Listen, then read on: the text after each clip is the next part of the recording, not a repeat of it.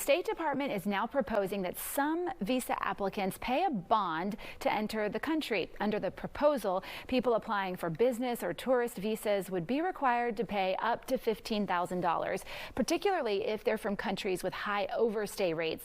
A 12-month pilot program could begin later this month. The feds giving the thumbs up to Texas and several other states to restrict purchases of so-called unhealthy foods using SNAP benefits. Before the waiver, restrictions were mainly on products like alcohol, tobacco, or prepared foods. Health Secretary Robert Kennedy Jr. is urging more states to apply for the waiver, saying it will incentivize Americans to eat healthier. However, critics say the restrictions limit people's options since healthier food also tends to be more expensive. On average, SNAP serves 42 million Americans, with each person getting around $188 in benefits. Okay, our top story here at 7 o'clock. Republicans are scheduled to reconvene today at the state capitol after voting to issue civil arrest warrants for Democrats who left the state to stop a Republican-led redistricting effort. And Governor Abbott followed up by issuing those warrants. While some of the 57 lawmakers went to New York and Massachusetts, the majority of them are in Chicago. Lena DeFlorius is live in suburban Chicago this morning with the latest there. Good morning, Lena.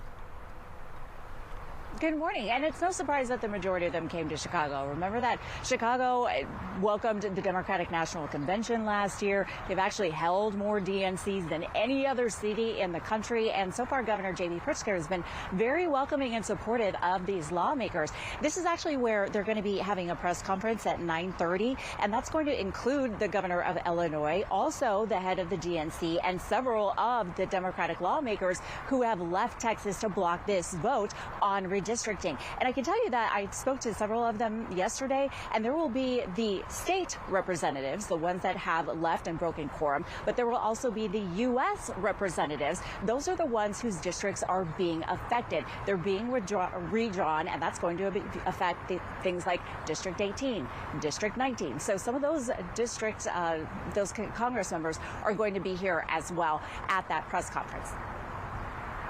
Okay, so let's talk about this here for just a second. So those lawmakers traveling to cities like Chicago, like Boston, is this really just more or less symbolic, or can this really actually stop the process itself?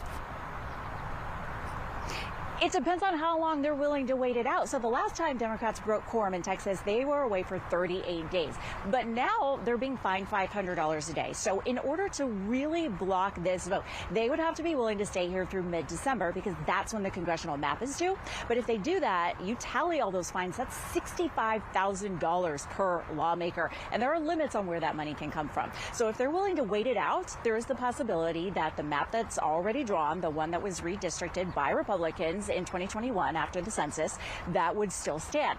If they're not willing to wait that long, if they head back to Texas before then it's more symbolic than anything. And the lawmakers I spoke to said that they're ready to wait it out 3 weeks. 3 weeks, why? That would put it to the end of the special session, so they would wait it out. But remember that Governor Abbott can call them back again and again and again. And once they're back in Texas, there is one of the rules of the legislature is that they can actually lock the doors on the lawmakers to keep them in there until they do hold a vote, whether it passes or not. Interesting to note. Okay, so how can these new maps actually shift political power beyond the state? Yeah, so it's not just Texas. That's why so many people are focused on this. Every single state, every single American is affected by this, because remember, no matter who you are or where you live in a congressional district. You are represented by one person in the U.S. House. So this will help to see who controls the U.S. House, Republicans or Democrats. Normally during midterms, it will swing the other way from the president's party. And what the president and what Governor Abbott seem to be looking to do is to maintain that Republican majority. It is a slim majority. You were talking about one single vote. It takes 218 to maintain control. Republicans have 219. And if you're wondering, why didn't they redistrict in 22? Why not in 24? It's because this is the slimmest margin that they've had since the redistricting in 2021.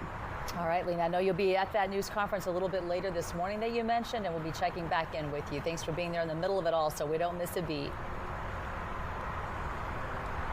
Now, while Governor Abbott has issued arrest warrants for the Democratic lawmakers, he hasn't discussed whether he will remove them from office. So let's break down all of the legalities of this. Jade Fleury here in studio with us to talk about that. Jade, good morning. Good morning, you guys. Yeah, those civil arrest warrants were actually signed by the Speaker of the House, Justin Burrows, for those Democrats who broke the quorum. But the catch is that the warrants only apply within state lines.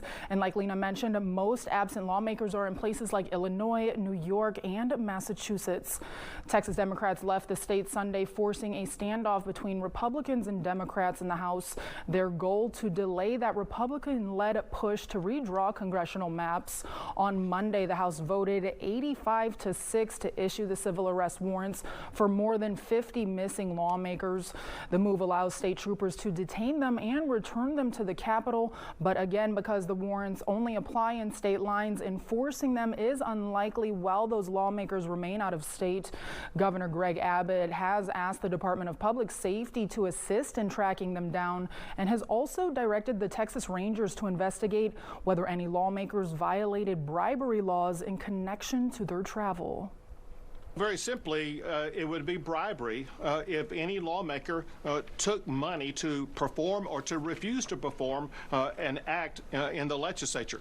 And the reports are these legislators have been they sought money and they offered money to skip the vote. I plan to stay out of the state of Texas as long as it is needed to be able to fight this. Now, for now, many Democrats remain out of the state and say that they won't return until the 30-day special session ends in 2 weeks. But even if they do remain out of state, Governor Abbott does have the power to continue to call more special legislative sessions. Melissa.